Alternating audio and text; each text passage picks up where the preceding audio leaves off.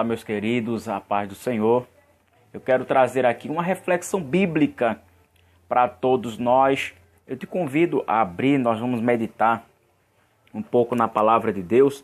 E eu queria compartilhar com você, se você tiver acesso à sua Bíblia, abre ela aí, no capítulo de número 8 do Evangelho de João. Uma passagem bíblica tranquila, fácil de acompanhar. Todos nós aqui conhecemos essa passagem bíblica que fala acerca da mulher adúltera. Então, diz assim a palavra de Deus. Porém, Jesus foi para o Monte das Oliveiras, e pela manhã cedo voltou para o templo, e todo o povo vinha ter com ele. E assentando-se, os ensinava. E os escribas e fariseus trouxeram uma mulher apanhada em pleno ato de adultério. E pondo-a no meio, disseram-lhe, mestre, essa mulher foi apanhada em pleno ato de adultério, adulterando. E na lei nos mandou Moisés que as tais fosse apedrejada. Tu, pois, o que dizes? Então nós vemos aqui um texto sagrado, conhecido de todos, E o tema que eu quero trazer aqui nessa tarde é a respeito do amor. A respeito do amor, a respeito da misericórdia, até porque o fundamento do Evangelho, o coração do Evangelho, a veia aorta do Evangelho, o que nós conhecemos como Evangelho, é o ensinamento de Cristo. Evangelho, a essência do Evangelho é o amor, é a misericórdia, é a benignidade. Então, tudo isso foi o que Jesus nos ensinou. Nós vemos que hoje, nos últimos dias, nós vemos muita falácia, nós vemos discursos e mais discursos, pregações bonitas, nós vemos pregações que encantam a massa, nós vemos pessoas que têm uma ótima oratória, tem pessoas que têm teologia, bacharelado, tem anel no dedo, é formado nisso, é formado naquilo, conhece a Bíblia de trás para frente, de frente para trás. Agora, uma coisa eu quero compartilhar com vocês. Será que Evangelho é somente isso? Quer dizer que Evangelho é ter um curso de teologia, é ter uma formação acadêmica, é ter um anel de teologia, é bacharelado em teologia, todas essas gias que tem por aí, Quer dizer que Evangelho é isso.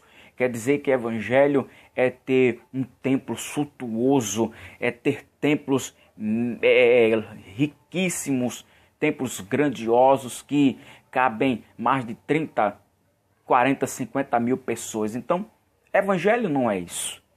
Evangelho não é isso.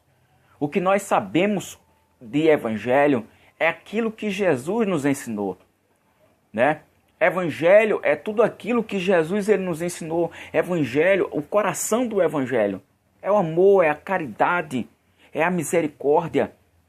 E o que nós estamos vendo nesses últimos dias, que a igreja está tendo aqui na terra, porque o arrebatamento da igreja ela vai acontecer a qualquer momento, então eu e você devemos nos preparar. Mas o que nós estamos vendo é uma falta de amor terrível. É uma falta de amor terrível dentro das igrejas. Uma falta de compreensão, uma falta de carinho, uma falta de amor. O que muitas pessoas hoje estão fazendo é olhar para o seu próprio umbigo, é se preocupar consigo mesmo, se preocupar com a sua família. Lógico que nós devemos nos preocupar com as nossas famílias. Mas o que eu quero dizer aqui é que o Evangelho, a essência do Evangelho é amar um ao outro. Foi isso que Jesus ele nos ensinou. E quando nós vemos aqui na Bíblia Sagrada, no capítulo 8 do livro de João, nós vemos aqui um episódio da mulher adúltera. A Bíblia diz que o adultério é um pecado, lógico que dentre todos os pecados das classificações de pecado que sabemos na Bíblia Sagrada, nós vemos que o adultério é um pecado terrível, é um pecado que fere não somente a pessoa que adulterou, mas também fere a pessoa traída, fere a família. E há diversas classes de adultério. A Bíblia Sagrada, ela fala que o povo de Israel adulterou espiritualmente. Porque a partir do momento que o povo de Israel começou a adorar outros deuses e após Dagon, Baalins, Moloque, o deus Dagon, seja qual for outros deuses, a Bíblia diz que Deus chamou Israel de um povo adúltero. Tanto é que a Bíblia diz que Deus chamou Oséias, mandou que ele casasse com uma mulher adúltera, uma mulher de prostituição, e teve filhos com ela, somente para demonstrar a situação do povo. Então, lógico, o adultério era um pecado que na época de Moisés deveria ser punido com apedrejamento. Era a lei tinha que ser cumprida. Só que nesse episódio aqui, neste contexto aqui, nós vemos que os fariseus, quando eles trouxeram essa mulher que foi pega em pleno ato de adultério, e a Bíblia afirma mais, adulterando, no momento do ato sexual, em que ela estava naquele momento ali com o parceiro, ela foi pega em flagrante. Né? Algumas pessoas até falam assim, por que não trouxeram um homem? E por que não trouxeram também a pessoa que estava com ela, só trouxeram ela? É porque mulher é o sexo frágil, aquela coisa toda. Entendeu? Mas eu acredito que, a Bíblia não diz, mas eu acredito que até mesmo para poder fragilizar a Jesus e fazer também com que ele pecasse. Né? Porque a Bíblia diz, irmãos, que o apedrejamento deveria acontecer. Só que Israel vivia sob o domínio do governo romano.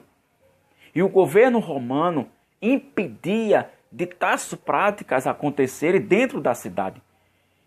O imperador Júlio César, Pilatos e também aonde Herodes governava, então o apedrejamento, todo esse ritual, toda essa cultura hebreia, essa cultura de Israel, tinha sido praticamente abolida. E o apedrejamento era considerado um crime para os romanos. Isso não deveria acontecer. Lógico que os romanos também respeitavam um pouquinho, entre aspas, os costumes dos judeus. E os romanos determinou com que essa cultura, essa prática do apedrejamento, a punição do pecado, ela fosse feita, ela fosse exercitada fora da cidade, fora dos portões da cidade. Então, a partir do momento que Jesus ele autorizasse o apedrejamento daquela mulher, ele estaria cometendo um crime contra as leis romanas, e ele deveria ser punido, ele deveria ser preso, chicoteado, como realmente aconteceu com ele posterior. Mas o que os fariseus queriam era que Jesus pecasse contra Roma, praticasse um crime contra Roma. Mas também a lei, eles foram enfáticos. Eles disseram, mestre, a lei nos manda matar. E de fato, a lei dizia que eles deveriam apedrejar aquela mulher. Só que a Bíblia Sagrada, irmãos, nos mostra que a essência do Evangelho, tudo aquilo que Jesus ele pregou acerca do amor, acerca da misericórdia, acerca do perdão dos pecados. Então, os fariseus quiseram ali pregar uma peça em Jesus. Então, mas eles não conseguiram, porque Jesus conhecia o coração dele, as intenções deles, e Jesus ele pegou justamente os fariseus no calcanhar de Aquiles. Jesus chegou no momento daquele alvoroço todo, eles queriam pegar uma peça em Jesus, queria que ele praticasse um crime contra Roma e também pecasse contra a lei. Mas Jesus ele pegou justamente no calcanhar de Aquiles, não só dos fariseus, mas dos saduceus, dos escribas e todos aqueles que estavam ali pronto para apedrejar aquela mulher. E outra coisa, uma curiosidade, algumas pessoas acham que a cultura do apedrejamento, algumas pessoas pegavam uma pedra pequena. Não. A cultura dizia que tinham que pegar pedras grandes. Alguns escritores, alguns teólogos, dizem que as pedras tinham cerca de 1 quilo, 500 gramas, 1,5 kg. Então eram pedras grandes para justamente aniquilar aquela vítima, matar aquela vítima. Mas Jesus ele chega para aquelas pessoas que estão ali querendo matar aquela mulher, E os fariseus, a única coisa que eles queriam, eles estavam pouco se lixando para a mulher e para as outras pessoas. O que eles queriam era pegar uma peça em Jesus, que eles queriam que Jesus cometesse um crime, que ele se contradizesse, né? Que ele se contradissesse, melhor dizendo. Mas Jesus, conhecendo os corações, porque ele nos sonda, Salmo 139, Deus ele diz, o salmista Davi, ele dizia, tu me sondas e me conheces, conhece o meu sentar e o meu levantar. Então Deus ele nos conhece. Então Jesus ele via, ele sondou o coração de cada um que estava ali naquele momento. E Jesus ele disse uma palavra célebre. Ele chegou e disse, aqueles que dentre vós, de todos vocês que estão aqui, aquele que está aqui em nosso meio e que nunca pecou, seja o primeiro a atirar a pedra nessa mulher. E a Bíblia diz que Jesus ele disse essas palavras e baixou a cabeça. Começou a escrever na areia. Ninguém sabe o que ele estava escrevendo ali. Mas ele começou a escrever na areia. E a Bíblia diz que um por um começou a se retirar daquele lugar. Inclusive aqueles que queriam realmente de fato aquela mulher morta. E outras pessoas que foram seguindo a onda, seguindo a marola. Porque quem daqueles tinha condições de jogar uma pedra na mulher? Porque todos pecaram.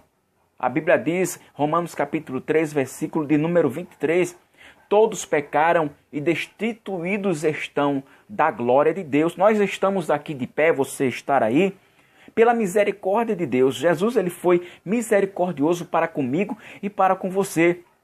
Ele foi até a cruz do Calvário fazer o que eu e você não tinha condições de fazer.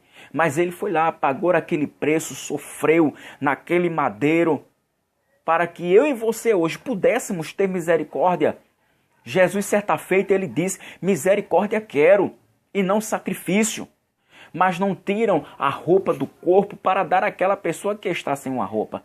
Não tiram o sapato do pé para dar àquele que está descalço. Não procuram saber, lá na sua igrejinha, não procura saber aquelas pessoas que estão desempregadas, que estão necessitadas, para levar uma cesta básica, para pagar uma conta de luz, uma conta de água. Não se preocupa com aquela mãe, com aquela esposa que ficou viúva para levar um leite. Não se preocupa, porque hoje nós estamos vivendo na sociedade do discurso.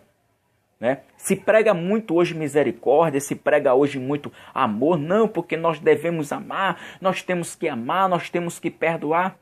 Nós vemos que muitos fazem como aqueles homens, como aqueles que estavam ali. Começam a sair um por um. Cada um começa a tirar o seu corpo de fora. Começam a sair de fininho, como todos ali fizeram.